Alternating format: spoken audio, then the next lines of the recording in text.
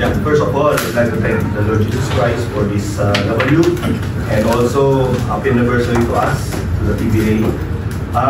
Yes, that's the preparation.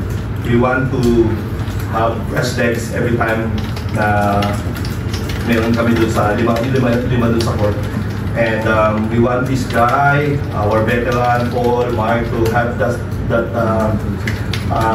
yung kanilang fresh legs para at least down the stretch we have good execution. We know it. We can go to Ian or to Mark or to Paul. The younger guys help us a lot. That's the 4 weeks preparation.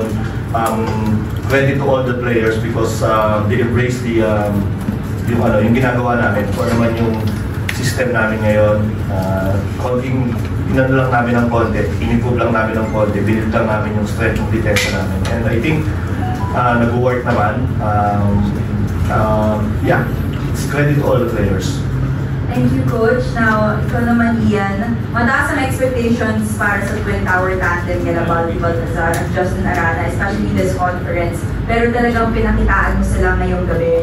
Ano bang mga naging strategy mo at ano ang nakatulong sa laro mo sa kabila ng dalawang higante ng Converge? Siguro para sa akin, the way they play, respeto ko lang sila eh. Kasi yung dalawang yun, hindi na bata yun eh. Hindi na bata maglaro yung dalawang yun. So, ang ginawa ko from the start, kailangan ko lang respetuhin silang dalawa kasi kung hindi mo respeto yung dalawang yun, kakainin ka ng buong yun. Kasi nakikita nyo naman kung paano maglaro sa mga past few games nila. Kasi ganda na nilaro si Justin eh, pares para mag-Justin yun. So, ayun, from the start, respeto ko lang eh. Binigay ko lang yung dapat kong gawin yung trabaho ko, ginawa ko lang para siyempre para mabawasan din yung kumpiyansa na talaga.